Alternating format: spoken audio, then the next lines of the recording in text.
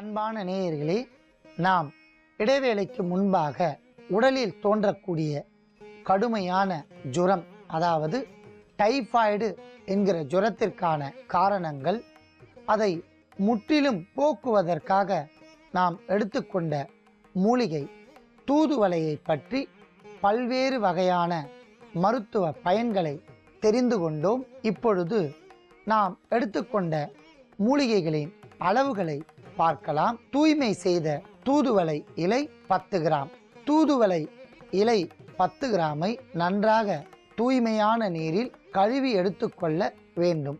அடுத்ததாக தூய்மையான நீரில் கழுவி எடுத்த கண்டங்கத்திரி இலை 10 கிராம், பற்படாகம் 10 கிராம், இவையெல்லாம் தனித்தனியாக எடுத்து வைத்துள்ளோம்.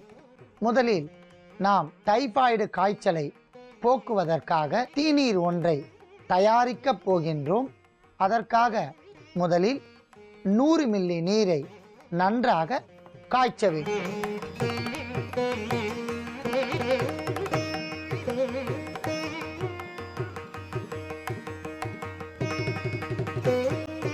அன்பான நேயர்களே, நன்றாக கொதித்து கொண்டிருக்கின்ற நீரில் நாம் முதலில் தூதுவளை இலையை சேர்க்க வேண்டும்.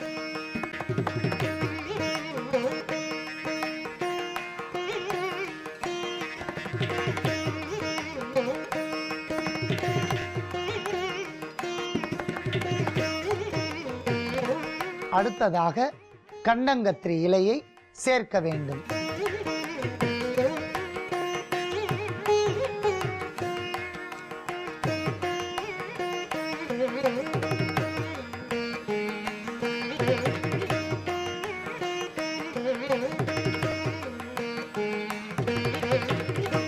அற்புதமான முறையில் தூதுவளை இலையும் கண்டங்கத்திரி இலையும் சேர்த்து கொதித்து கொண்டிருக்கின்றன. இவற்றுடன் பற்படாகத்தை சேர்த்து கொதிக்க வைக்கவும்.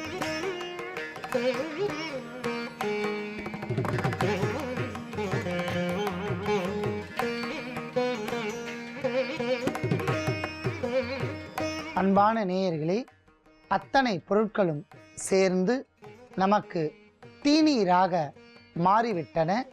அதை நாம் வடிகட்டி எடுத்துக்கொள்ளலாம்.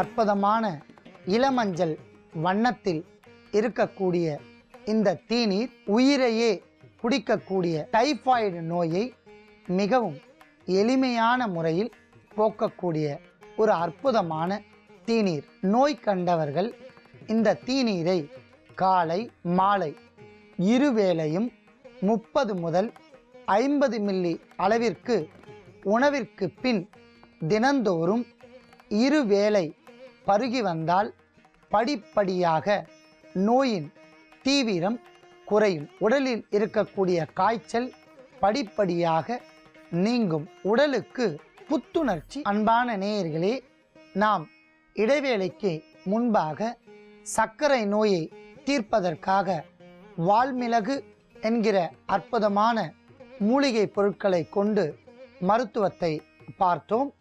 இப்பொழுது காது வலி என்கிற நோய்க்கான மருத்துவத்தை நாம் பார்க்க போகின்றோம்.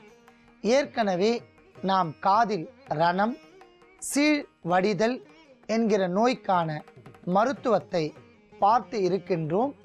இப்பொழுது காது வலிக்காக மட்டும் மருத்துவத்தை பார்க்கலாம்.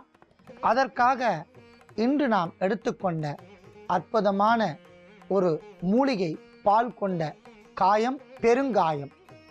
பெருங்காயம் மிக சிறந்த கிருமி நாசினி.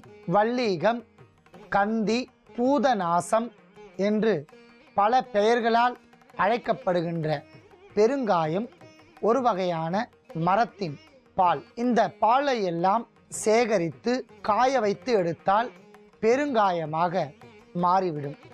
பெருங்காயத்தை எப்பொழுதுமே நாம் பொரித்து பயன்படுத்தினால் பல நோய்களுக்கு அருமருந்து.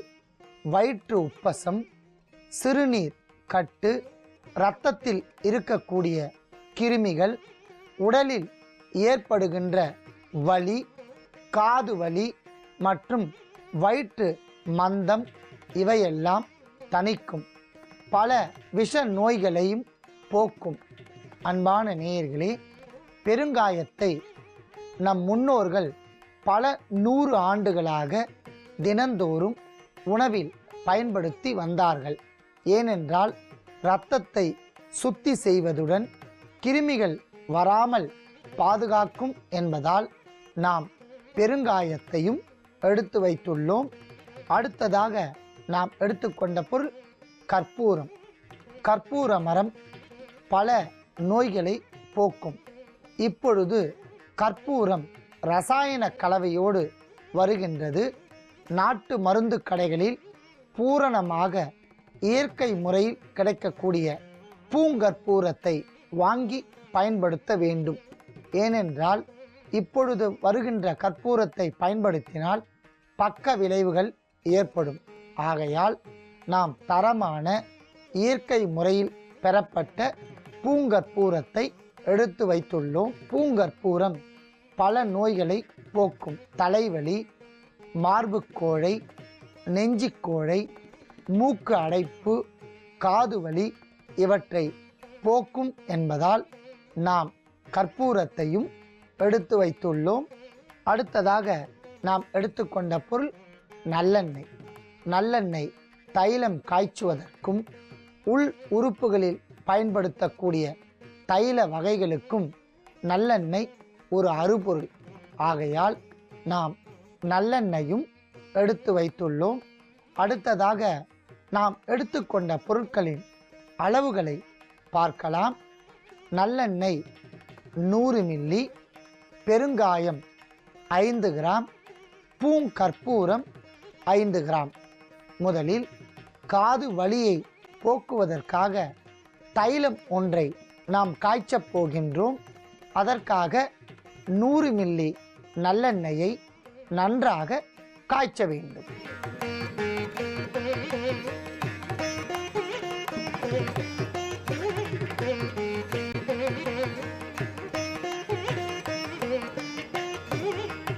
மிதமான சூட்டில் நல்லெண்ணெய் காய்ந்து கொண்டிருக்கும் போதே நாம் பெருங்காயத்தை 5 கிராம் சேர்க்க வேண்டும்.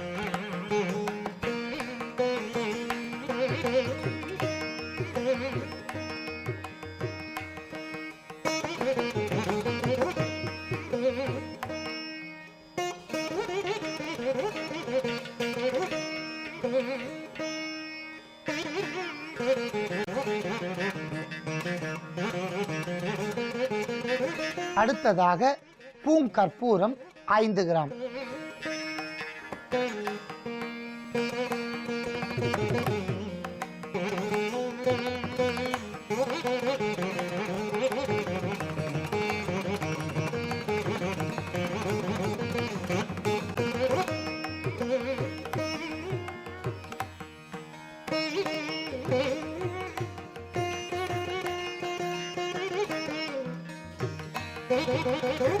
அன்பான நேயர்களே, அற்புதமான முறையில் நல்லெண்ணெயில் நாம் சேர்த்த பெருங்காயம் நன்றாக சிவக்க பொரிந்துவிட்டது.